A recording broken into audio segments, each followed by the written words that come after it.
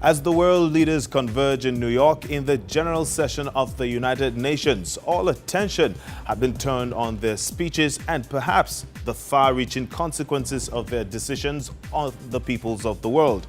This is where we bring you details of this meeting and other issues making the international headlines right here on NN24. Hello and welcome to this edition of the program. I'm Jonathan Lyamgohn, and it is that time when we take you around the world. And we begin by taking a look into the United Nations, where the African Union has today called on the UN to put war crime charges against Sudan's President Omar al-Bashir on hold. The African body says the arrest warrant on him is capable of destabilizing Sudan, Africa's biggest nation, as well as also endanger an upcoming referendum on southern Sudan independence. Speaking at the UN General Assembly session, Malawian President Bingu wa Mutharika, who is also the current AU chairman, urged the world body to back a one-year deferral of the genocide and war crimes case against al-Bashir.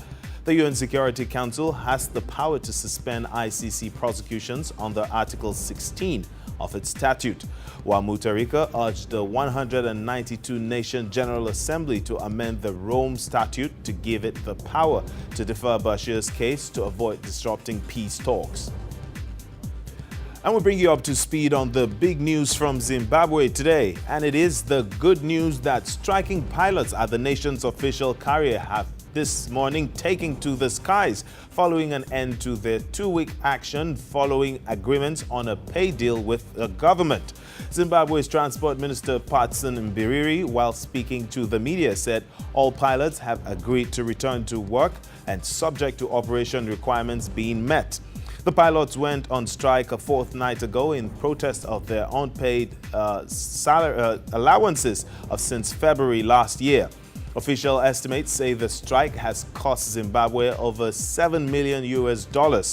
Jonathan Kadzura, chairperson of Air Zimbabwe board, told the AFP news agency that no action would be taken against the 44 pilots. And we take a look into what's happening in Europe, and we go straight up to France, where yesterday's demonstrations by millions of French citizens has left in its wake empty newspaper kiosks earlier today in the nation's capital, Paris.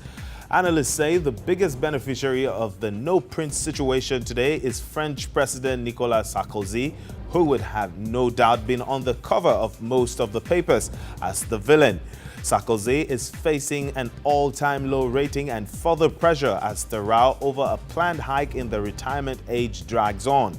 Unions have today met to agree on their next move in the increasingly bitter standoff with the government, amid widespread speculation that they would call for a further round of strikes.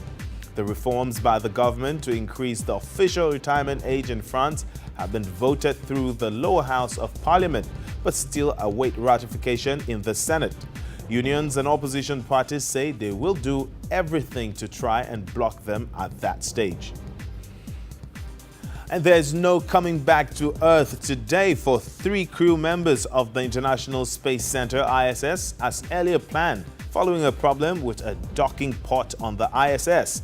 Russia's Roscosmos Space Agency chief Anatoly Paminov says Russians Alexander Skvortsov and Mikhail Kornienko and NASA astronaut Tracy Caldwell Dyson climbed into a Soyuz capsule for the down-to-Earth journey, but during the undocking procedure, onboard computers signaled a technical problem. The departure and descent has now been postponed until tomorrow at about 0500 hours. The trio boarded the space station on April the 4th after a flight up together in the Soyuz TMA-18, which will also be used for their return to Earth. It has been right across the headlines of most news channels over the last 2 weeks. It even was at the verge of causing a dent on the Japan-China diplomatic relations. But today, that seems to have been put on an end.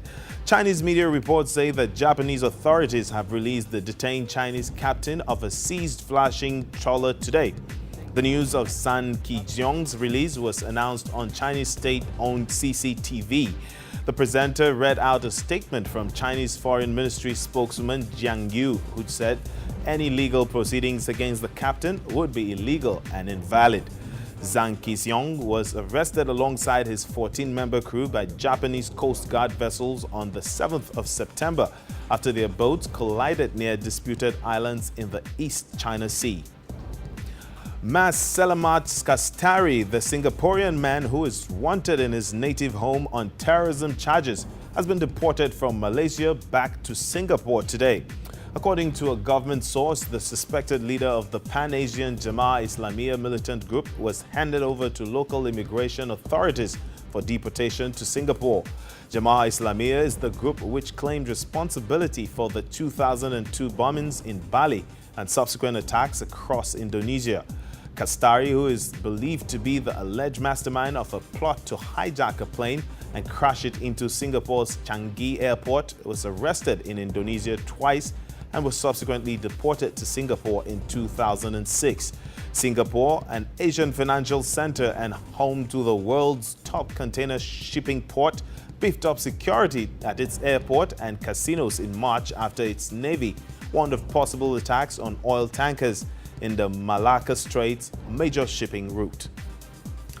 We turn our focus now to Indonesia, where it's the story of an air show gone bad as a two-seater light super decathlon plane crashed to the ground and caught fire earlier today in West Java capital Bandung. Even though only the pilot Alexander Supeli was on board, he is reported to be in a critical condition. A colleague of the pilot told Indonesia's Metro TV that Supeli is a senior pilot with more than 2,000 hours of flight experience, but said he was, however, flying too low. Super decathlon planes are primarily used for flight training and aerobatic exercises. The air show, which opened yesterday, is part of the 200th anniversary of the city of Bandung. It was suspended after the crash. And finally, we leave you with this final piece that is somewhat the most unusual story I've heard all week.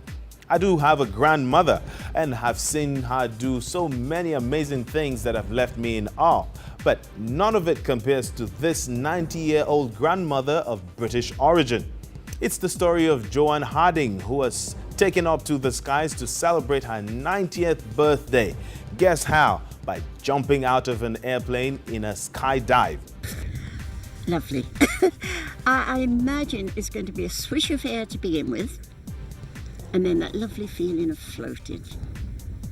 The sort of feeling you dream about, floating down to earth.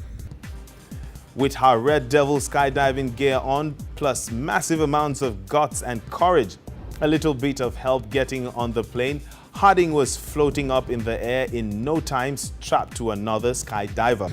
Well, I was sitting on his lap most of the time, and the first bit out the plane was a bit surprising. It took my breath away, but after that it was smashing. I just floated and went round and round with my co-pilot at the back here. Harding's birthday flight also was a part of celebrations of the Royal British Legion's 90th anniversary. And that's how we round up this edition of the program. There'll be more updates coming your way right here on News on the Hour. For now, I'm Jonathan Lyamgohn, and it's great having you right here on NN24. There you are, around the world.